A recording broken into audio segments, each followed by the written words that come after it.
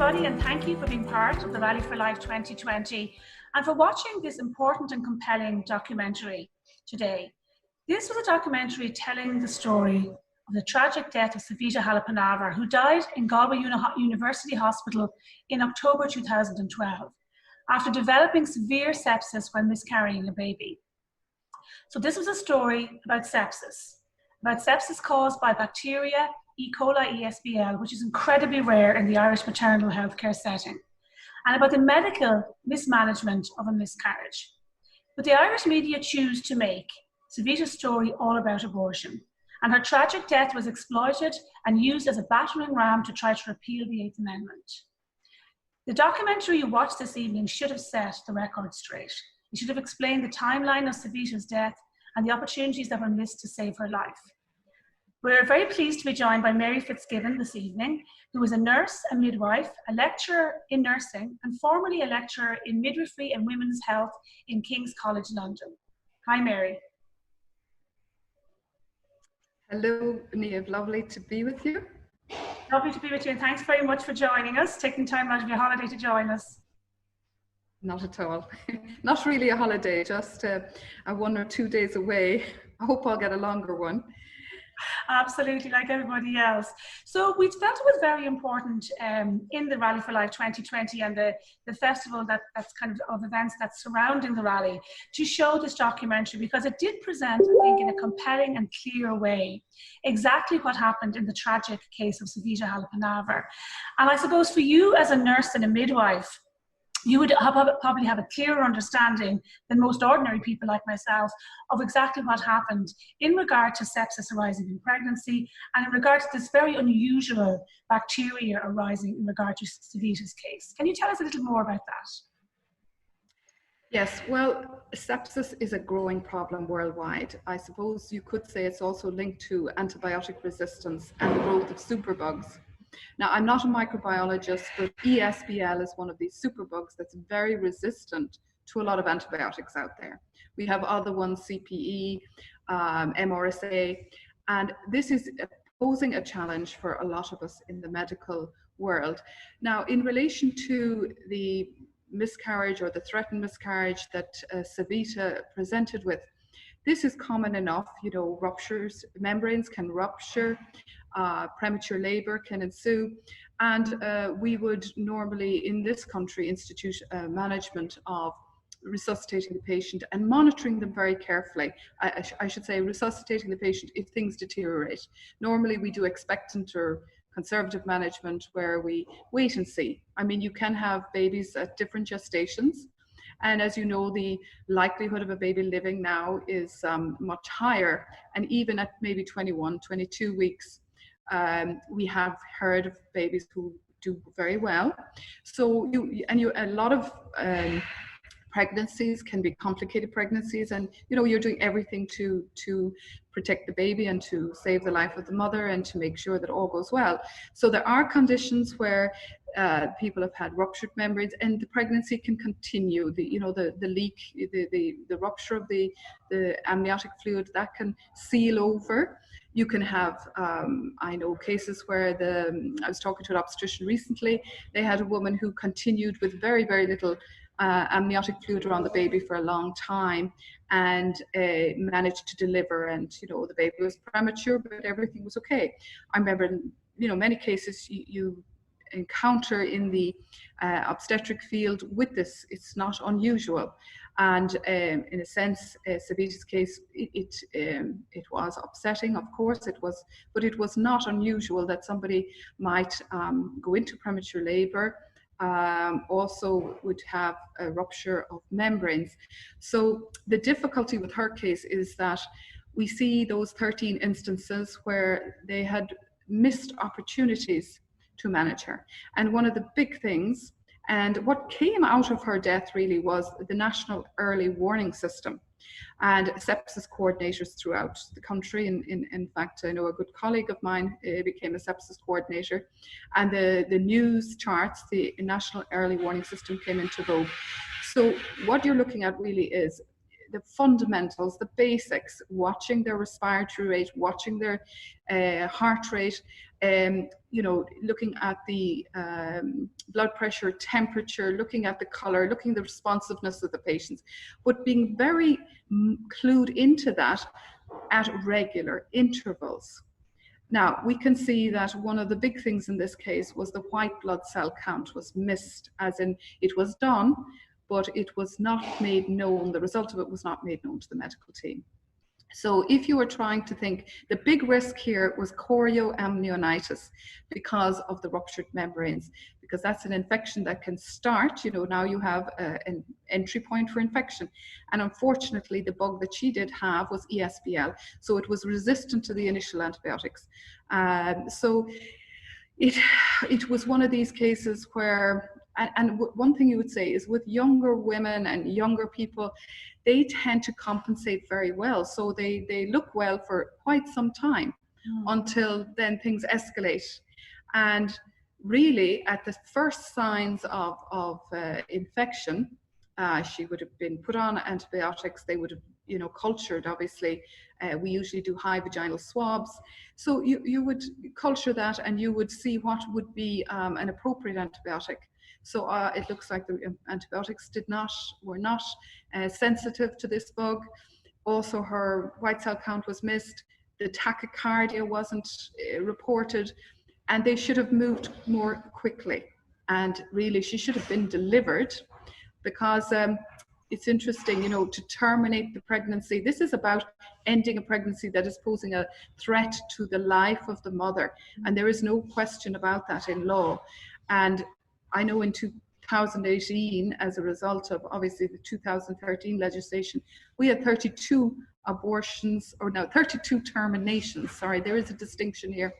32 terminations because they felt there was a risk to the life of the mother.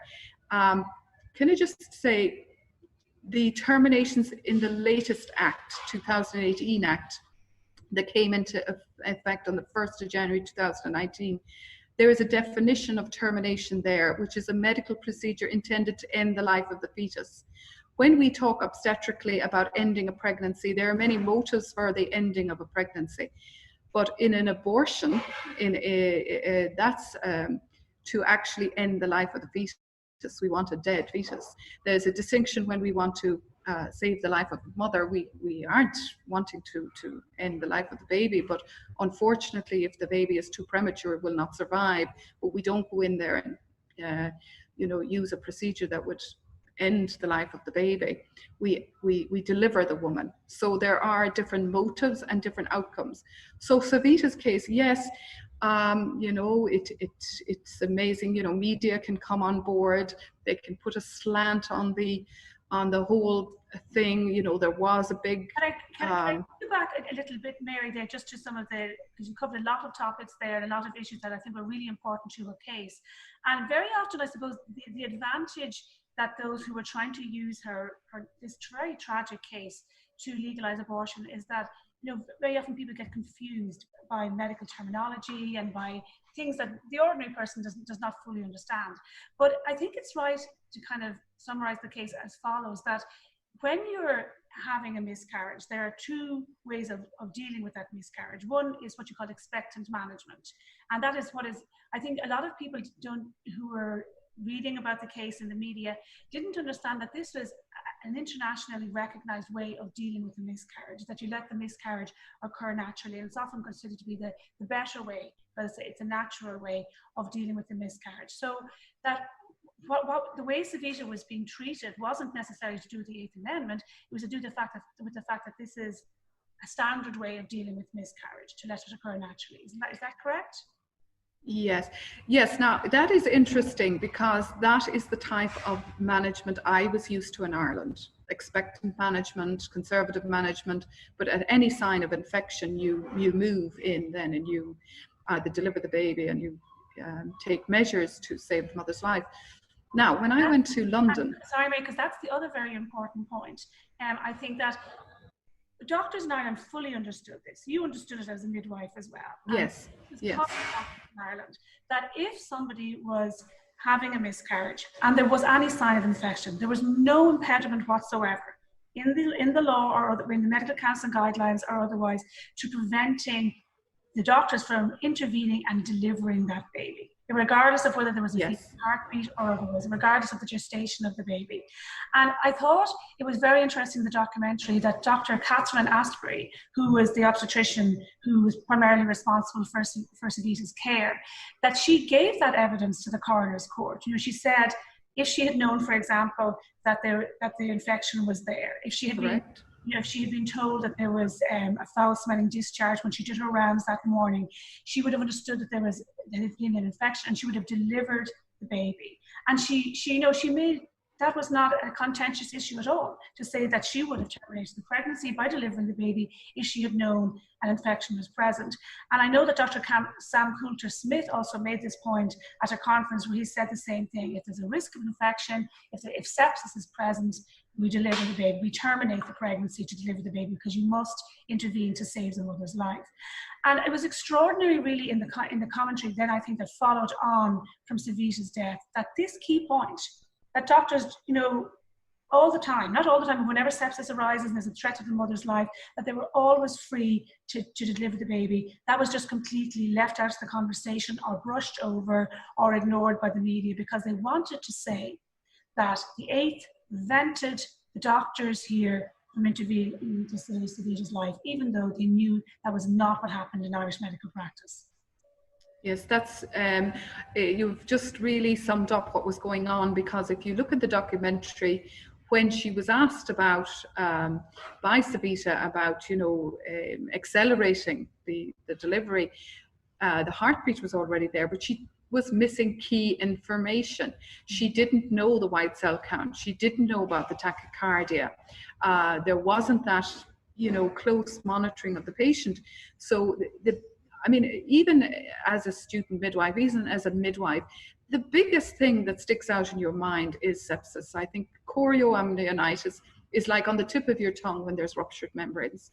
And now I will say that when I went to London and I was looking after a woman in this particular situation, she was actually speaking a Spanish speaker from South America. So I had Spanish at the time and I was conversing with her.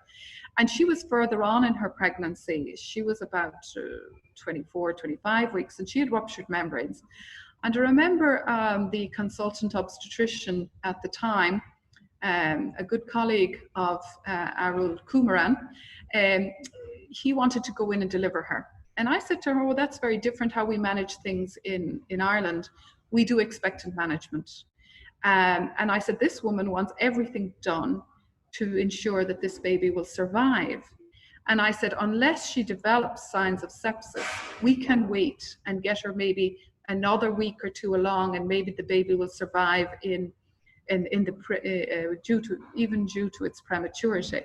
So he agreed. He says, yeah, there's no problem with that. We'll monitor very carefully. She had ruptured membranes. So she did last, it was another week or two, and then she delivered. Sadly now, the baby did not survive in the neonatal unit. But I found this interesting that there was quite a distinct, he was immediately wanting to deliver her. But I said, but we don't have signs of sepsis. We don't have signs of infection. You know, we have managed this where people have ruptured membranes and we can go on with this. So that was a distinction. And maybe it is to do with the culture that has changed in the UK. Maybe, you know, they're not, you know, there isn't that same ethos of mother and baby being, you know, there are differences. And we are seeing in England the maternal mortality rate is getting higher and higher. They're having a lot of complications. They're having a lot of sepsis.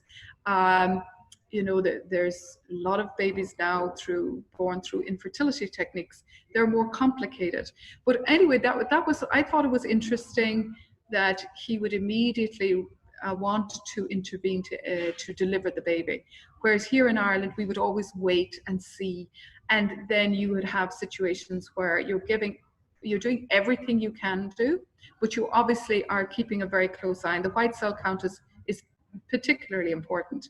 So it was mismanaged. And you remember, you see, what we've had in the last number of years, people are forgetting, is that we have had an unprecedented crisis in the health service. Yes. They took 30,000 frontline workers off of the public service back when there was the downturn in 2009, 2010. Then an awful lot of senior staff decided to take redundant, they take that, I think it was voluntary redundancy at the time. We lost a swathe of very experienced staff. And then we had a huge shortage of staff. And just even in January of this year, we had a beyond crisis in the health service. In fact, hospital consultants voted no confidence in the Minister for Health. Yes. And in fact, that is what precipitated this government to the election on the 8th of February, was they did not want to entertain the no confidence motion in the Minister for Health. Yes. So when you couple that with, you have very senior staff have gone from the health service. There were very, people with 30, 40 years experience, and they're very, very clued in, very good observational skills. And then you get new staff that maybe are qualified a year, 2 years. We are learning all the time. I mean, there's a very good report, To Err is Human, from 1999 in America, about all of the problems that occur in the hospital setting and things that go wrong, and the systems they have tried to put in place to prevent this. And Savita's death was preventable. Now, I will say I'm not a microbiologist, Can I just and is it just in regard to what you said there about the health service, because I think that's a key point, and I think it was important to see it being acknowledged in the documentary that by various different people who spoke during the documentary, that including Peter Boylan, that of course a huge part of the problem was this under-resourcing of hospitals and shortage of staff, and people literally running around trying to ensure that they could provide care to their patients, because when you're under-resourced and understaffed, mistakes will be made. And tragically, in this case, somebody paid for those mistakes with her life. But I thought one of the interesting things that occurred to me when I was watching it again is that, of course, we've had James Riley, Leo Varadkar, Simon Harris as Ministers for Health in a period where Ireland, thanks to the enormous efforts of medics like yourself, managed to have very good maternal mortality rates. In other words, the number of women dying in Ireland under the 8th Amendment has, so I'm going to rephrase that. The number of women dying in the Irish maternal health care setting has always been very low. We always had excellent maternal health care along with the 8th Amendment. So clearly the issue was never the 8th Amendment. Clearly doctors were never prevented from providing good care to women because of the 8th Amendment. But instead of focusing on that and on what is needed by maternal health care, we've had the media focus entirely on abortion for the last 10 years and demanding that abortion be legalised to improve Irish maternal health care, which is in crisis precisely because the same people who are pushing for the 8th Amendment to be repealed weren't giving the maternal health care service the resources and the staff that it needed. And to me, this is extraordinary, that you can have a Minister for Health where, since the 2018 legislation has passed, women have died in the Irish maternal health care setting, 2 extremely tragic cases, one of them of sepsis. And the media gives almost no attention whatsoever because their whole entire focus in regard to maternal health care has always been on abortion. And you have senior obstetricians, you have nurses and midwives coming out and saying, like, we haven't got the staff we need, we haven't got the resources we need. I remember one midwife who worked in Galway University Hospital spoke at a midwifery conference after Savita's death and said, this is going to happen again. Nothing to do with the 8th Amendment. It's because we don't have the staff we need. And she was 100% correct. I think that's a terrible failure of our media and of our government all this focus was on repealing the 8th Amendment instead of saying, look, what's actually at play here is that women are not getting the staffing and resources we need in maternity hospitals to make sure they're safe. Yes, I agree completely with you, Niamh. I mean, it is, really, the big issue is we have had now, a more focus on this national early warning system and trying to intervene early. And we've had the sepsis coordinators, and it was interesting in December 2017, if you remember, the Irish College of Obstetricians and Gynecologists came out with the figures about Ireland's maternal mortality rate, and they were, I think it was around 6.6 if I recall, because England was 8.8 or something, and Peter Boylan was reassuring the public how wonderful the maternal mortality, the maternal care was in Ireland, and at the same time pushing to legalise the intentional, these procedures to intentionally kill an unborn child. So, and I have heard from midwives around the country in maternity units that the management and care leaves a lot to be desired in terms of way of the added strain on the health service that this has created, and coupled with those who do not want to be involved in abortions. So yeah, we are, again, it was all foisted upon staff. It's created an awful lot of ill will in maternity units. And if you look at the figures that came out yesterday, 6,666 in Ireland, what has that done to the health service and the cost of that to the taxpayer? People need to think about where we are going in terms of maternal health care, because somebody who wants an abortion, they can't wait. That's considered, a priority procedure over, say, somebody who might need a cervical a swab for, the word is cervical smear. Yes. I know that that families who have lost loved ones because of tragedies that arose in maternal healthcare settings were very upset last year when Simon Harris took money that was earmarked for the National Maternity Strategy, which was all about making maternity hospitals more safe.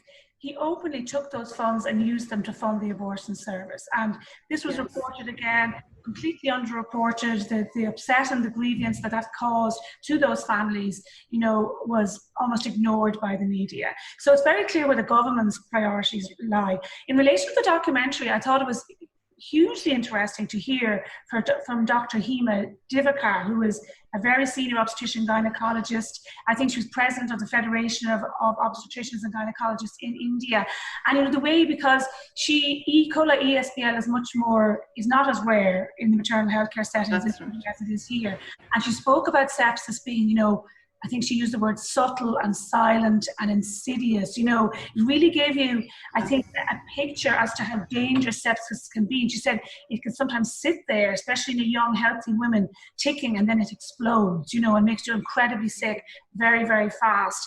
And it kind of underlined for me again how the case was all about sepsis, but then you have these extraordinary statistics which show, for example, that if you go into the RTE's news website and you type in Savita abortion, you get more than 10,000 results. But if you search for Savita sepsis, you get 150 or something. So extraordinary disparity in the way the media reported this case. They didn't want it to be about sepsis. They didn't want it to be maternal health care. They wanted it to be about abortion. And in particular, maybe we just finish on this, Mary. I think one particular thing that was addressed in the documentary was the so-called Catholic comment. This comment that went around the world, that was in the Irish Times story, the front page story that went around the world, that Savita couldn't get the treatment that she needed because this was, quote, a Catholic country. And the midwife who had made that comment, of course, gave evidence at the coroner's court, and she said that Savita had asked her, could the pregnancy be delivered, and she was saying when there was a heartbeat that their expectant management of pregnancy was involved. And she said that, of course, they were talking about the difference in cultures in the two countries, and that the Catholic comment was simply that, a throwaway comment, and that it had no bearing at all on Savita's care, that Catholicism or any, the tenets of any faith didn't have a bearing on the treatment that Savita was entitled to, and certainly did not have a bearing on the management of her pregnancy in regard to whether she should have had or not had an intervention when sepsis was there. And the midwife made that very clear in the coroner's court, and the coroner made that very clear. He said, no hospital is nothing in the hospital is determined, or the management of pregnancy is not determined by a Catholic ethos. And yet, of course, the media just choose to ignore that, and because they wanted people to believe that Ireland, as a Catholic country, had caused the death of Savita Halappanavar. I thought the documentary dealt very well with that. Yes, I would agree, and I think it put context to that comment. And there was a fetal heartbeat, but what they were missing were the other key pieces of information: the white cell count, the tachycardia, that showed that this woman was developing sepsis and she needed to be delivered. So they were saying that in the where they hadn't that information, where they thought she was going to be fine and she was, it was going to be an inevitable miscarriage. She was just going to deliver. But no, it's interesting because I think it's really down to our values and beliefs. And we have had an ethos, our code of professional conduct ethics, which they are trying to undo now. There's a move on underfoot to undo it. But it had the respect for life, the dignity of the person, the care of the mother and the baby. They are specifically mentioned to do everything you can in your power to save both. We had a 2-patient model. And in that sense, we have probably saved thousands of many more women. We have a better maternal mortality, a reduced maternal mortality rate, precisely, I think, because of those values. But sadly, I do see those values changing. And I do see people's concern for the patient. In our view, it's always the patient. It is not the I, but the we. It is the patient we are looking after. Now it is the focus is maybe a little bit, not as much on the patient. And there's this need to be really observant, to be really focused on knowing your patient, the observational skills, using the technology, but also using your observational skills, the skilled clinician. And some people are, they are excellent, absolutely excellent, but we have fantastic, excellent practitioners in this country who have that value and that respect for life. And I hope people will think very carefully about the world that they want their children to grow up in, the values we want, because to think of us missing the missing generation of 2019, 666, that is just heartbreaking. And no data on this, no age groups, no conditions, no whether they were repeat abortions or not, and the cost to the taxpayer. So please, a lot to think about. A lot to think about, and I do recall, as you I'm sure do, Mary, that in 2018 in the referendum, when the polls looked like that the yes vote was slipping, the yes campaign very quickly forgot, laid aside the kind of the colourful posters and the vague slogans, and they went right back to this very tragic case. And they, repeatedly, with the absolute help and contrivance of the media, in the last few days before the vote, made it all about Savita again. And they said, that if you were going to vote no, you were going to have other deaths like Savita Halappanavar's, which was absolutely untrue. Like, that was the most leading, dishonest statement the campaign could have made, but they weren't challenged at all by the media on that. And I think it's a real tragedy that this terrible and preventable death was used to overturn, to repeal the 8th Amendment and to introduce abortion, which will of course simply lead to, as we've seen in 2019 alone, 6,666 babies lose their lives, and many women of course left hurt and wounded by this. And women in 2019, alongside those abortions being taking place, were lost their lives in maternal health care settings. So I think it's very... Can I just add to that? We are forgetting the trauma on our midwives and nurses. I have had stories of student midwives, nurses in tears in relation to what has gone on in relation to this legislation. So not only the loss of life, but the trauma. And there are some studies done in Japan, actually, and this country is ripe for it now, about the trauma of abortion, where the health practitioners are concerned. Yeah. So people can, look up these studies, and the difficult conflict that emerges. 1 minute you're looking after somebody who would only give anything to have a baby, to get pregnant, and then you might have somebody who, I looked after a woman who had 8 abortions. So this conflict. So abortion is a huge issue. It is so emotive. It absolutely dominated the last government. It distracted from everything else. It's a great emotive distractor. It's a huge industry, and it's a worldwide. We see it's a #1 issue in the States. It's it needs to be a #1 issue here, because it all boils down to our value on a human life, be it in the womb, be it outside the womb, be it at the end of life. What is our Mary, thank you so much for joining us this evening. And for everybody who watched the documentary, I think you'll agree it was a powerful telling of the tragic death of Savita Halappanavar that really got in a clear and compelling way to the heart of the matter and explained the issues very clearly. If you liked it, please share it, make sure that other people watch it, and so that we all come to a better understanding of what happened and a better understanding of what we actually need to do to protect mothers and babies in the maternal health care setting. Thank you very much for joining us this evening. Enjoy the rest of the week in the Valley for Life.